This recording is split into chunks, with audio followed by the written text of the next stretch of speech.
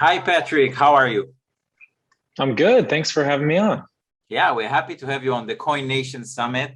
I've been reading about you, hearing about you, in different clubhouses or Twitter spaces, talking about the city coins and your vision.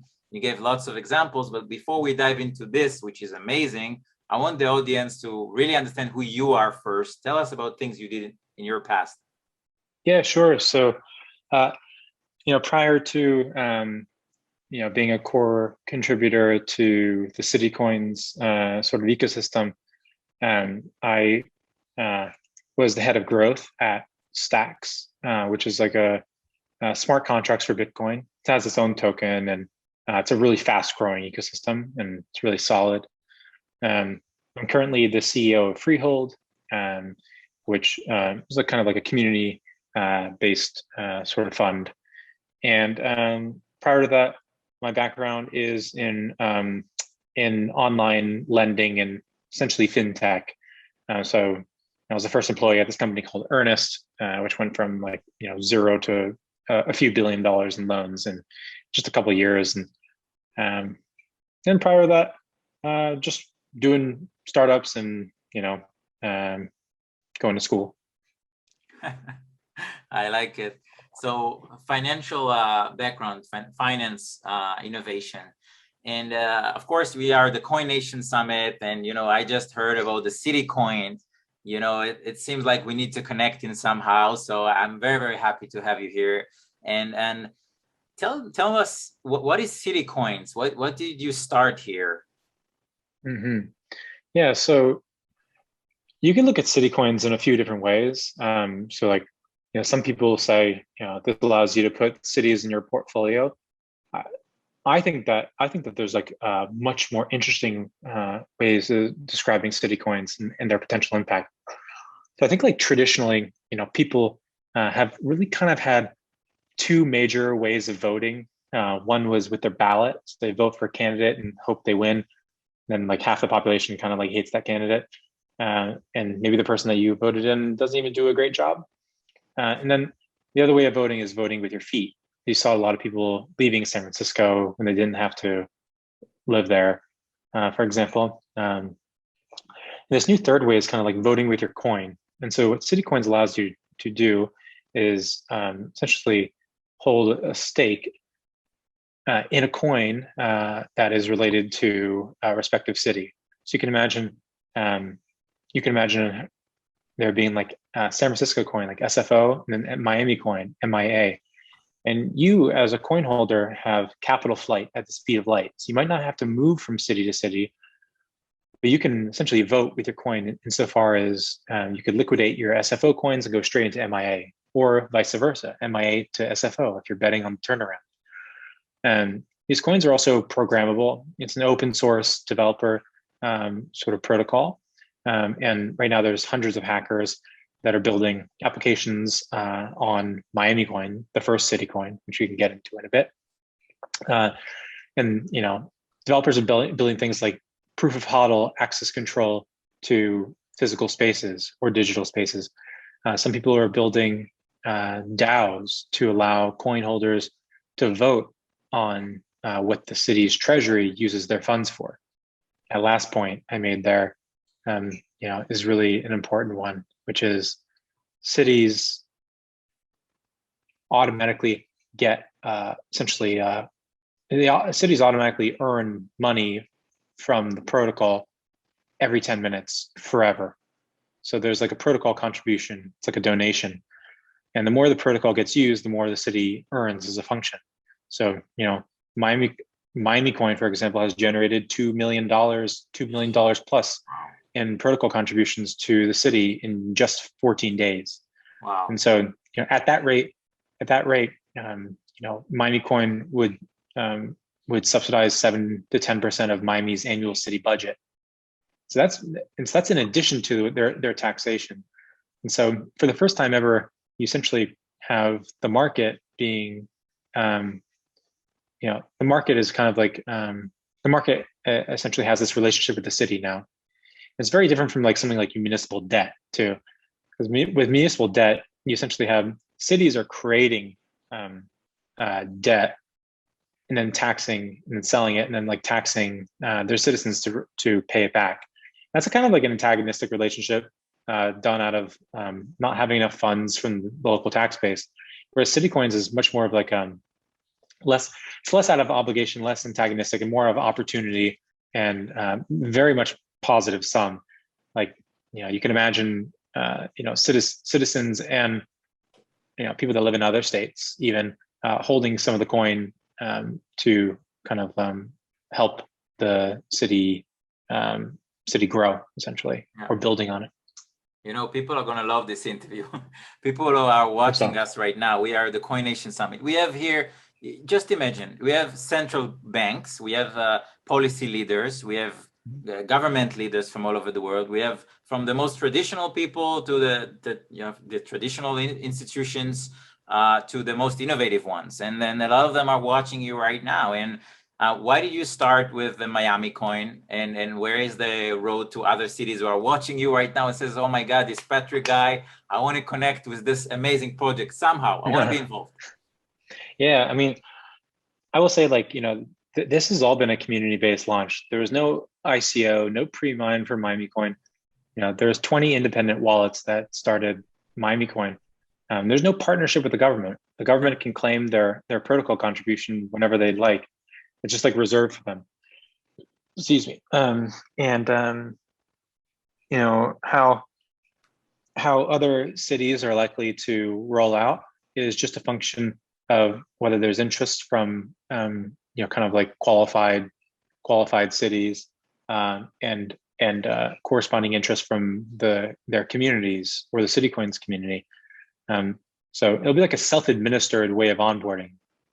Maybe, for example, mayors have, this is one whimsical example. This is not necessarily what the community has decided on, but kind of a fun idea.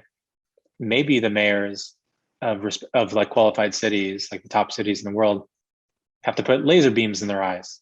And if they do that, automatically a city coin gets created and a market is created. And they're able to earn millions of dollars just because they indicated that they're up for it in an unfalsifiable way. Yeah.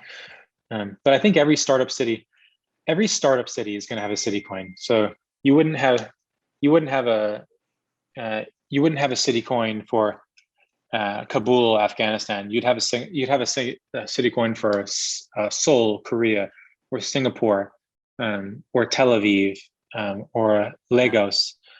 New York City, Austin, SFO, Miami. Amazing, Patrick. I heard you on the Twitter space for so long, talking and giving examples and ideas. I know you also did a hackathon or a virtual hackathon. Tell me. I'm a judge of a hackathon. Yeah. Yeah. Tell me how it goes. Yeah. So it looks like there's like 100 hackers that are just building for the next month. This is pre-recorded, so the hackathon will be over by the time people see this. Folks are off to the races. They're building. I'm just a judge. There's two other judges. One's Ryan Hoover, who's the founder of Product Hunt and runs Weekend Fun. The other is Bored Elon Musk, the parody account. He's like known for coming up with fun ideas that some are good, some are just funny on Twitter, and they're both like the exact people you want to be judges. Exactly. And the thing with Miami, of course, I went to the Bitcoin conference in Miami. I made my network over there. I was behind stage talking with all the best speakers and leaders of this new financial world. The city of Miami really embraced me. When I came with this idea of the Coin Nations, I wanted to have a matchathon, just like a hackathon, but for matchmaking. I said, why don't we connect all these leaders together, all these companies together, for business, to create this new financial world on one platform. So who are the pioneers of this in Miami? Who are the people who are pushing this on a local level? Yeah, so there's a bunch of local groups. There's a bunch of local groups that are known for having like developer hackathons and meetups and stuff like that. But there's been a lot of support from the mayor so far, Mayor Suarez, who I would qualify him as like very much a technological progressive, who is in some meaningful part been responsible for this big immigration to Miami of people that are great talent and great customers of Miami now. And other people who've been pretty helpful, I'd say, is like, Ryan Hoover is new Miamian. He used to live in San Francisco and LA, and now he lives in Miami. Um, like Anthony Pompliano was just tweeting about the hackathon last night. He's a Miamian. He used to be a New Yorker.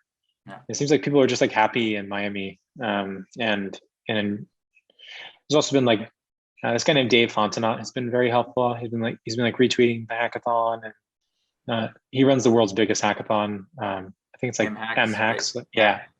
Yep. So, and there's a lot of support behind the scenes. Like there's people, in the community, like big investors, big developers, big CEOs who are just interested in it.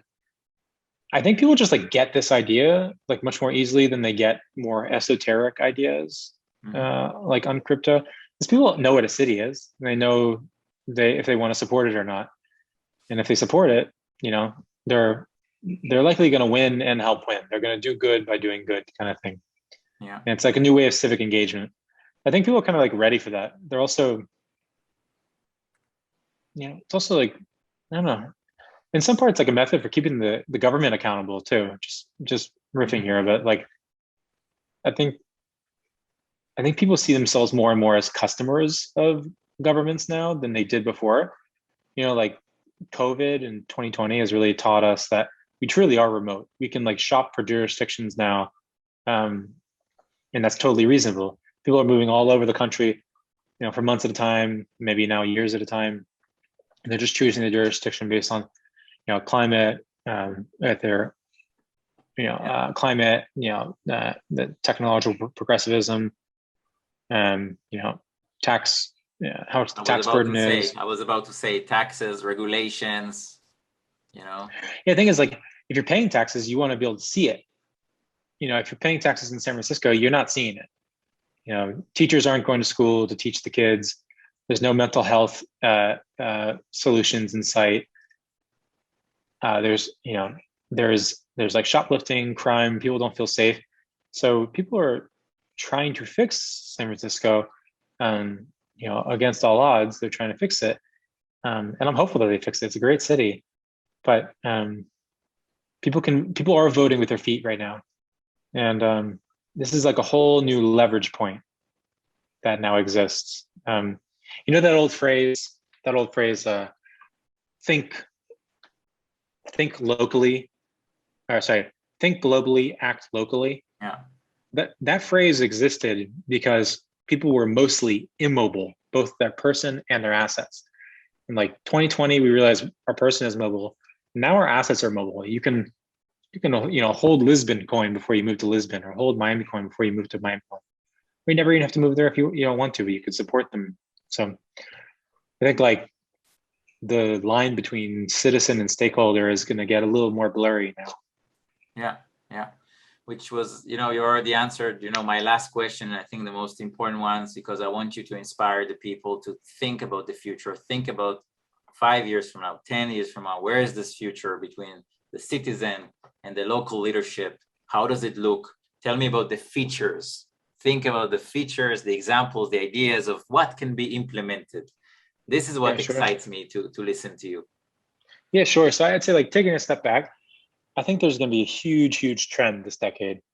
And that trend is cities, and this is all because people are working remotely, and they're able to have capital flight at the speed of light. And that is essentially cities operating a little bit more like companies, where they're recruiting talent and customers, talent being new founders and employees of companies that want to live there and are going to produce tax revenue on a corporate and individual level. And customers can be the same people, or just people that are visiting, and stimulating the economy. And that's all good. That makes cities more robust. Like, cities don't want, like, poverty is not a virtue. Like, this is like, cities want to be wealthy, healthy, like clean, well-functioning. And so I think you're going to see cities starting to act more like companies as people shop for jurisdictions, just like they shop for products. I also think this archetype that actually Balaji Srinivasan coined called CEO of the city, I think is going to be a very, very major archetype. And the first really person to,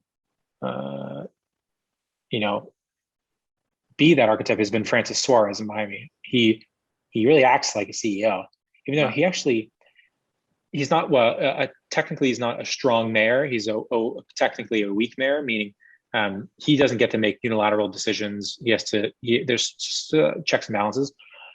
But he recruits talent. He's on Twitter. He's public. He communicates, and he embraces crypto. So I think that you're going to see that archetype. Now, what I think we'll see is people moving around from CityCoin to CityCoin to sort of like vote on the jurisdictions that they're pro, and vote against jurisdictions that they're against, in a sense.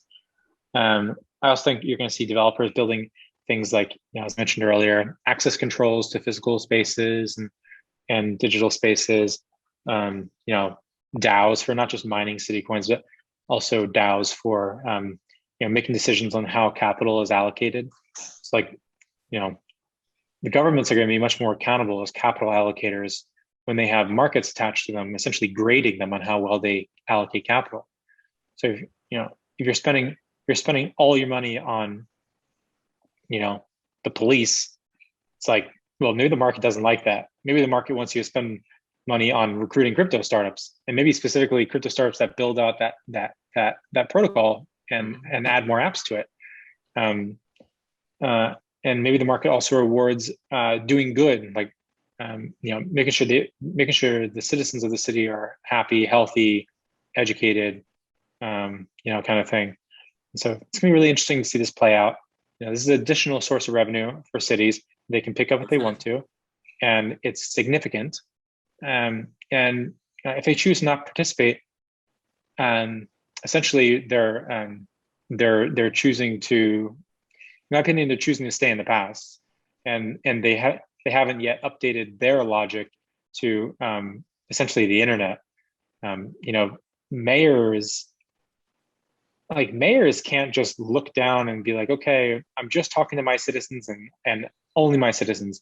Now mayors are on Twitter. They have to be recruiting. They have to be outward facing, talking to people.